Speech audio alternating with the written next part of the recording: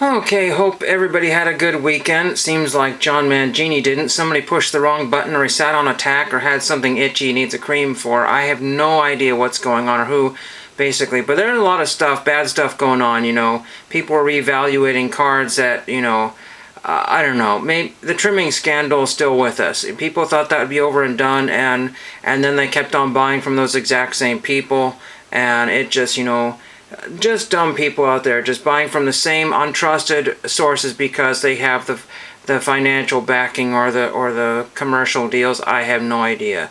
But I don't need any of that in my YouTube channel, so we're just going to talk about something 180. And I went to a rummage sale over the weekend, $5 a bag for Sunday, and I got a ton of postage.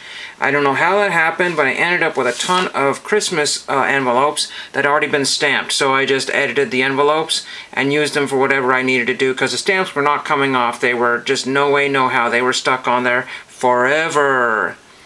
And I got a bunch of Oregon postcards, which I don't particularly need, but they had postage on the back of them. So I took the entire stack, threw them in my bag. I got printer paper, I got, staples, I got all kinds of things that I needed. Amazing. I was able to get lots of stuff for family and friends, and I will be able to share that with them when I get to see them. So that was really pretty neat. And I gave them a few extra bucks at the sale, so it was all go to repair some ancient church building. So that is always very positive to do something like that instead of whining that somebody I don't know, took the edges off their favorite cards. But anyway, so what do I have in this video here? Record Store Day also put a lot of stuff in perspective here, and what I understood and took from it is everybody had a pretty good time. It was, for the most part, all positive. Nobody whined, nobody complained. I understand the prices went up, and so people just decided to go a different route. They either stayed from home, and there was no fear of missing out for anybody because there was plenty left over for them to get on the interwebs to purchase at more or less the original purchase price for a lot of things. And so a good time was had by all. I know a lot of the albums were $40 and $50, but maybe people had saved up their bucks. I'm not really sure. And they were pleasantly surprised with all the recordings. A lot of the fluff had supposedly disappeared. And I had a good time. I got an album I really wanted that it just showed up as it was the first time ever on practically anything. And I was like, wow, this is a dream. I found the Blind Man soundtrack. It was available on CD many years ago, but it is a very limited and hard to find soundtrack out there on CD. And I'm not really careful with my CD, so I don't feel like spending $60. Plus, I think it was also sold out. It was not available for purchase, but that was the last one. And then buying these records made me understand a little bit more of what I'm actually searching for and looking for. And then I found a actual record I was looking for over the weekend, and it was up for auction, $8, and it almost doubled in price because of the shipping, but I was really happy to pay under $15 for that album because the next cheapest was on Discogs for around $30, including the shipping. So I got it for about half price, and I was very, very happy. Unfortunately, because of the shipping situation and the ongoing ramifications of the past couple of years, prices have risen and not have gone back down. It's when the post office goes up, they never go back down. When Goodwill prices go up, they never go back down. And if they do, there's an ulterior motive to bring them back double or change some other price or cut back on some other. So if Goodwill ever brought down their prices, it would mean that they'd probably cherry pick some of the stuff out of there even further than they're already doing and leave nothing. But again, this rummage sale wasn't a very popular event. I mean, it was okay, and they made enough money. I would say enough money, but they got a start on what they wanted to do. So that was always a good step in the right direction. But their prices were so much cheaper than anyone else out there. I mean, $5 a bag, and you could throw whatever clothing you want in there. They had piles of clothing, piles of blankets, and all kinds of stuff there, and usable things, Christmas stuff, which is always hot, 24/7 throughout the whole year, and all kinds of interesting craft stuff. And then people go to the Goodwill bins and they end up paying way more than they should even think about. And then the day one, all the clothing was 50 cents. Maybe jackets were $1. I do not really remember the whole thing. Some of the jackets were even 50 cents. But you know, a lot of those things were just still there at the end of the day. And I know these Goodwill people would have bought just about everything they could get their hands on. They would have just bought the entire lot and then just made their money on a couple of articles of clothing, and there was some vintage stuff still there. So, you know, again, and there's other thrift stores that I shopped for, and their clothing is 50 cents a dollar all day long. But I only see like 1 or 2 people looking at it, barely even scratching the surface. These people would be happy to sell 10 pieces of clothing. Goodwill sells thousands of pieces of clothing in one day, but the prices are so ridiculous. It's absolutely, you know, insane how there's still deals out there, but people are just not taking that opportunity. It's like the SGCs. SGCs doesn't have a super huge resale value for some of their stuff, so everybody keeps on wanting to go with Panini, Panini. Yeah, Panini and PSA.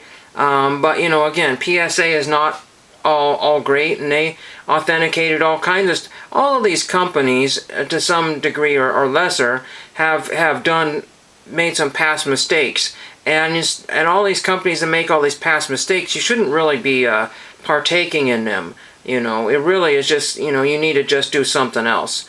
I mean, I guess if that's your business model and you make your money that way, but sheesh, you know, I mean, I don't know. So let's get off of that there and keep on with the positive side. Like I said, lots of good positive things were done over the weekend, and I got rid of a whole carload, almost a whole carload full of stuff. I didn't see everything because I was there day one, so maybe some people bought some stuff prior to the sale. They had it all in open area, so not to say that anything got stolen or cherry-picked or looked at, but I didn't see it. I didn't get there right exactly when the sale started, so who knows? Who really knows? But I didn't see any of the Hot Wheels that I donated, so I have absolutely no clue. Maybe some of the workers bought some of the stuff. It's perfectly fine with me. I don't really care, as long as the money goes in the right direction. But yes, so as far as my collecting and what I'm trying not to make this a 100-minute video here. I know a lot of people are going on for an awfully long time. Anything that I purchased at the sale that I didn't have any use for, I just recycled it and just dealt with it in a quick and efficient manner there, because the best thing you could do is just recycle things instead of trying to palm it off on somebody else who's got it. It's just amazing. All the guys on YouTube said they have every card that they could ever need, but yet there's still more, and the next one and the next, and they're always chasing something that they don't seem to have. I don't know how you guys have room for all your cards. I really don't. Unless it's like in some magical box that, you know, it's like a TARDIS where you can fit everything inside a huge, gigantic room, but it's a tiny little box on the outside. I do not know how that is possible, because in any given day I have probably several hundred cards that are unprotected on some sort of table.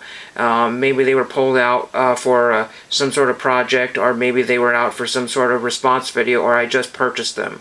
They didn't fit in my pages or binders. You know, I got probably close to 100 binders now, maybe even more than that. I haven't counted in a couple of years.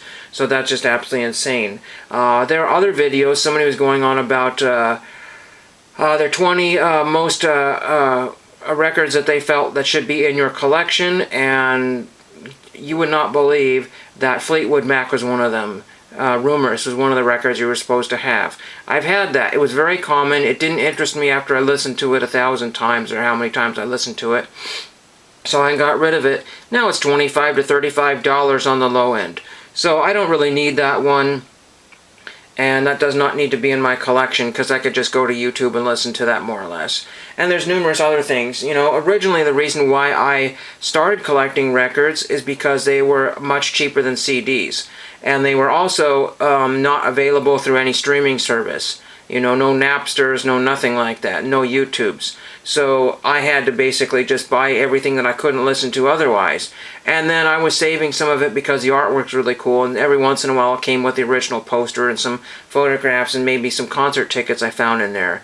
You know, wipe off the illegal substances off the or you know, shake out the dust out of the albums and then play them. You know, and because there was no etiquette. I'm part of the older YouTube group, but even older before that, to where there was not really any, you know, online etiquette of how to collect. and so I collected whatever I felt like. And so people were like, why are you collecting this dumb 80s stuff? It's all on CD. And it turns out it all wasn't on CD. They just said, oh, it's all on CD. How dare you collect these worthless things? It's available on cassette or CD or Blu-ray, DVD, that sort of thing.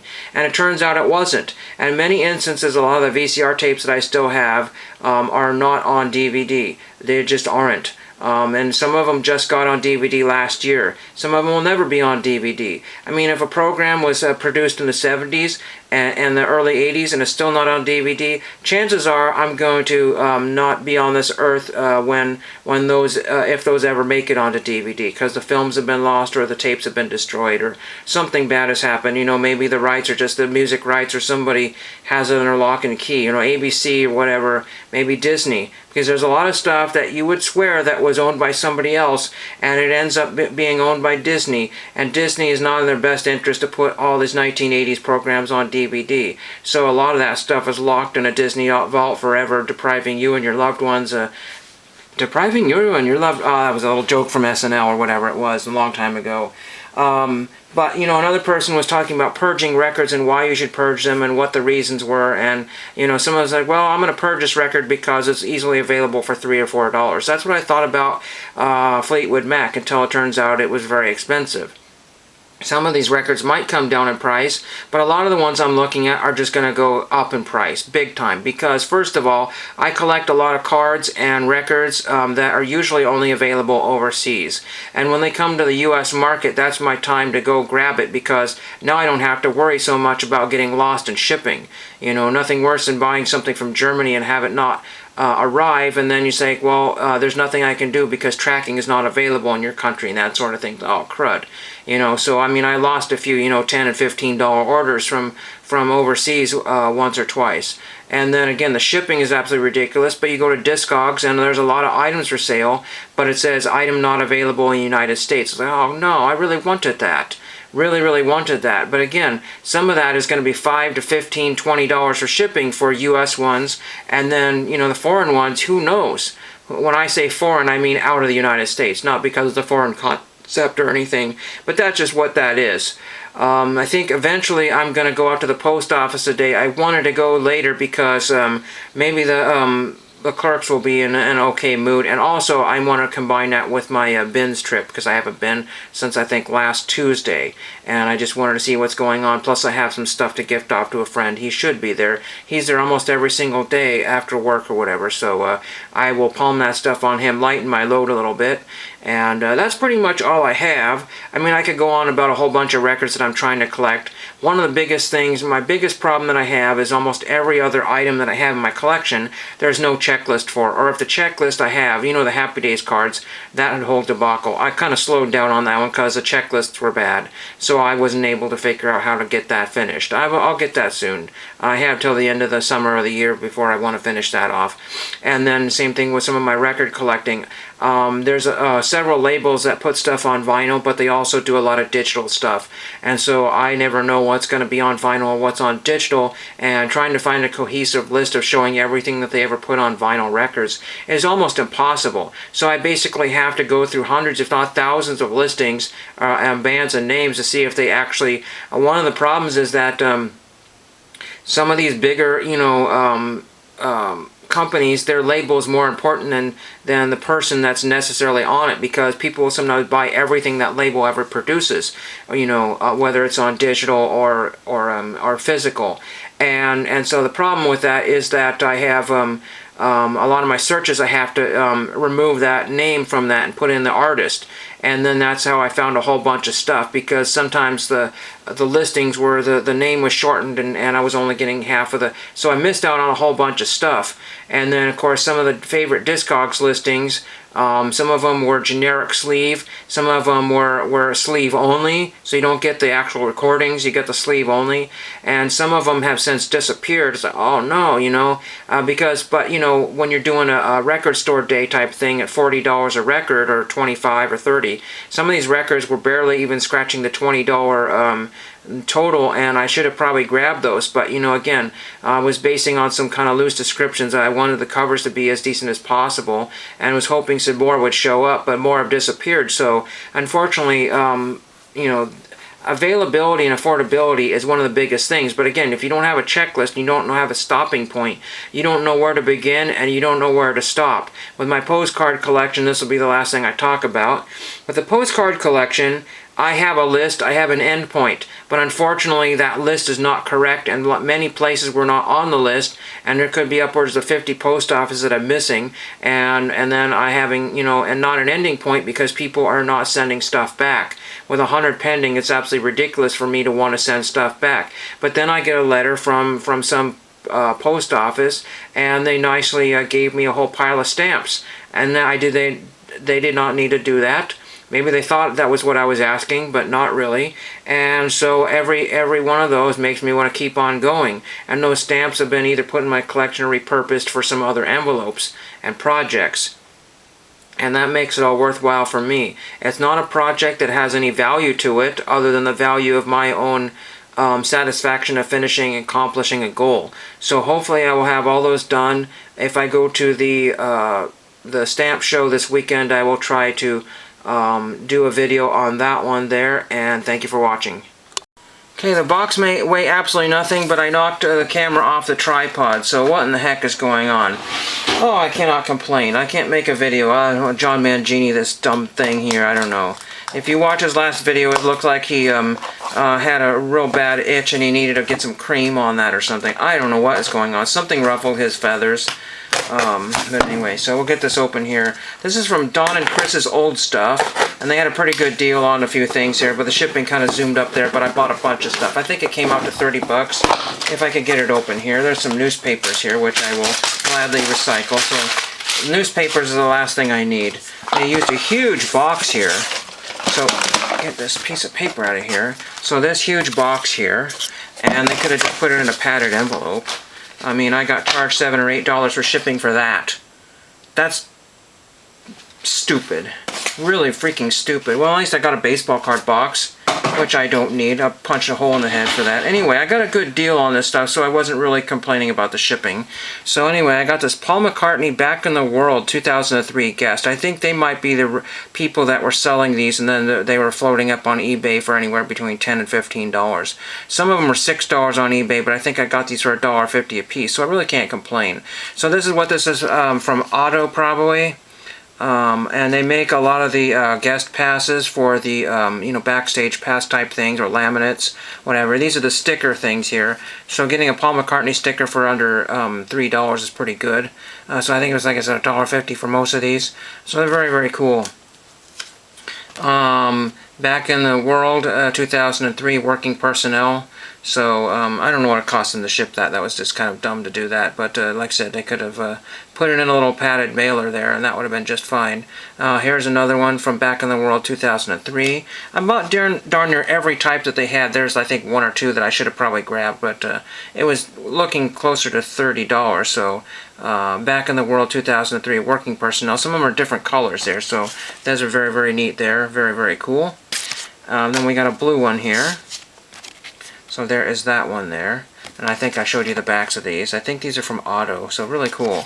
Again, the value of these are very, very tiny right now. But there's still, where are you going to find another one? Here is Back in the U.S. Working Personnel. Very, very cool. So I think Otto had these as backups or something like that, and then they just, you know, cleared them out of their warehouse. This one's kind of neat here. This is Q102, Cincinnati Riverfront Coliseum, so that's kind of a neat piece of Riverfront Coliseum history. February 12, 1990, the Paul McCartney World Tour, so that's kind of neat, Q102 right there, so that's a really cool one there. And there's a bunch of stuff about them. The switch is on to Q102. $2 off Flowers in the Dirt cassette. Then we have another Working Personnel Back in the U.S. Neat there. Got some postcards here, which I'm going to use for my project. One is to keep, and one is, these are amazing postcards. That just screams like 1980 or something like that. Really, really awesome. You know, that's when everybody was kind of that rugged look there, you know, the Marlboro Man type thing. But really neat. I think this is a Capri or something like that. Mercury Capri, 79 Mercury Capri. Unfortunately, it says Colonial Fort, but I'm going to put some stamps over there. So I'm going to keep one of those, and I'm going to, these were 75 cents a piece. I think these are closer to $5 each on eBay, if you could find them. I bought one of these. This is just a truck. just a Ford Ranger of some kind, so it's kind of neat. Normally these would have like advertising on there, but that's kind of cool, so I'll send that one out. Some of these I might use envelopes for. I just thought this was kind of a cool car. These are mostly Mercuries and stuff like that. I think there's a Mercury Lynx. 1987 Mercury Lynx, A Surprising Marriage of Versatility and Fun. So you can read that if my camera is going to work. And I got 2 of those. So one to keep and one to... I just think those are awesome. Those are really awesome. Part of the 1980s history there. I think I bought one of these maybe. I thought I bought 2 of them, but maybe I was just wrong. So there's one of those. And another like Ford Ranger XLT or something like that. Or just, no, Ford Ranger 4x4. I like the old 80s Fords there. They look really great if you take good care of them. They look terrible if you don't keep good care of them. That's the type of truck that Michael J. Fox would have hooked on to back into Back to the Future. This is an 87, so maybe closer to the other one. This is really cool. I really like this. I'm going to try to send this out to some sort of beach city, but I think I've just about used just about every beach city in California. There's 1 or 2 left that I can't find there. And Ford Ranger compact pickup. This is another 87 one, and I bought 2 of those because I just thought those were really awesome to have. So 2 of those. Very, very cool. Hopefully we can get a good view of those. And then this one here, because it's a ridiculously ugly car. Ridiculously ugly. There's a husband and wife and or a family back there. And then this one just says a 1975 Comet. I don't know if I'm going to send that or keep that. And I thought I bought 2 of these, but I bought just 1, I think. I thought I bought 2 of them, but I could be wrong. I thought I bought 2 of these. But this is the 1979 Cougar 2-door sedan, Colonial Ford. Maybe that's why I've just bought it. I'll cover that one up there. But again, that's kind of neat there. And then a couple more items here. I always get their little ephemera there. I think I ended up with 2 of these or something like that. This is Dawn and Chris's old stuff. So the shipping zooms up pretty good. But again, with all the stuff that I got here, I got a really good deal on it. Saved a lot of money compared to eBay. Paul McCartney Driving USA VIP and Paul McCartney Driving USA Photo. So these are unused. Again, they don't have a ton of value. They were getting rid of these for $1.50. I think the Q102 one might have been $2, and there was one that was maybe $3 in there. There was only a couple Paul McCartneys, but I think I left them just secretly hoping to get some more stuff in the future. But, you know, these things mound up, you know, because the dollar amount, you know, so I could spend, you know, like, you know, $20 and then get, you know, no, not to worry about that. Let's get into some Goodwill pickups before I run out of time, because I got a lot of stuff to go through. It's funny, there was a guy that used to shop at the Goodwill bins and made these kind of things here. This is a Prince clock made out of a record here. So that's Prince, die cut thing. I'm not sure if he made that or what happened there. But when I say he used to shop at the Goodwill bins, because he's, I think, booted from the bins. Being a pill with a, but you never know. Maybe he didn't make this, but it's homemade because there's a, I don't know if he laser cuts this or how this is done here. But it's got a weird label. I couldn't tell what that label was, and this one's been covered up by something else. I got it for electric price because it was technically a clock there. So that's all that is. It's all beat up and scratched, but nobody wanted it, and I just said, you know what, I'm going to grab that. Everybody thought that was really super cool. I got battery issues now. Well, that's just great. I got this really cool multicolored gold record here. It's some sort of Christian label there, but everybody thought it was so amazing and mint condition, so I grabbed it. So that's all I have for today because the battery just decided to conk out. Dinner is ready. I missed the first half of Jeopardy. Thank you for watching.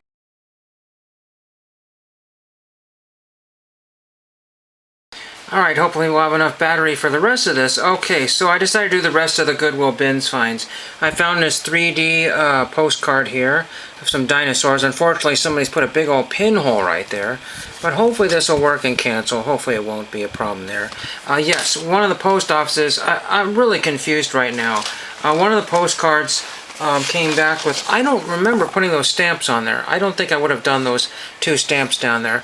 So I had plenty of postage. In fact, I might have actually had a little bit of extra from the previous rate. I had 47 on there, and I don't know, maybe they put that, who knows, I don't know. They didn't want to cancel it, so I wrote to another post office and said, cancel this please. So that's pretty much all that one there. And then yes, that the previous picture on the screen was what I was supposed to have gotten. I had no idea they had other postmarks available.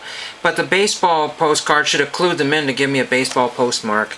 So as nice as it is, it's the wrong thing. So whatever, what can you do? So the rest of the Goodwill bins finds, I got a whole bunch of baseball card pages. Some of them are brand new in packets, so that was good. And then I found a 1920s era photograph here, a little dinky one. They didn't confiscate that me because they didn't see that, but it's just a little car there with some sort of deer antlers and crossed rifles, I guess. That's what they caught. I have no idea. So there's that. It has a little bit of, it's from Idaho or something like that, so anyway. Can't read that. Grandpa Burkhart's Den or something like that. Or something Idaho. Nampa, I don't know. I can't read that. Whatever. Who knows? And then, found this, NECA Scalers, Eon Spangler, so that was cool. I got this little Geico Gecko. 2? That's a Victorian antique! Okay, what about that recliner? Wait, how did that get out here? No, that's that commercial. You've seen that commercial. And then I picked up this one here. This is Many Moods of Murray Wilson. I had to pay $1.29 for this. Nobody in their right mind would have grabbed it. It says, to Fred, best of luck, Ed. To Fred from Ed. But anyways, the talented father of the famous Beach Boys presents instrumental interpretations of his and other compositions. So interesting. Some sort of Beach Boys father. So that's Murray Wilson, probably Brian Wilson's dad. There he is. There's Murray smoking on a pipe. So doesn't sound very interesting. Love Won't Wait, the happy song, Warmth of the Sun, Broken Heart, Leaves, Painting with Teardrops, Betty's Waltz, Heartbreak Lane. Sounds like a real winner there. Oh my gosh, great. So that is crazy there. And then I got this kind of leather bag here. Just thought it was really neat here and it's well made. But unfortunately there is no name on there. Somebody thought it might be homemade. Who in the heck even knows? I really have no clue. It's probably for some sort of, drafting type thing. I really don't know what that's for. Or part of a luggage set. But the latch worked, so I figured might as well grab it. But not even one marking on it whatsoever. Who in the world even knows? I don't know if I have anything else here, but that's pretty much all I really care to share. Oh yes, everybody wanted this little tie beanie thing with the watermelon helmet and the propeller there. I have no idea, but everybody want that, and I tried to hand that out to people. Said no, you should keep that. So no idea, but that is all I really pretty much have from the bins. It was kind of a crazy little trip there.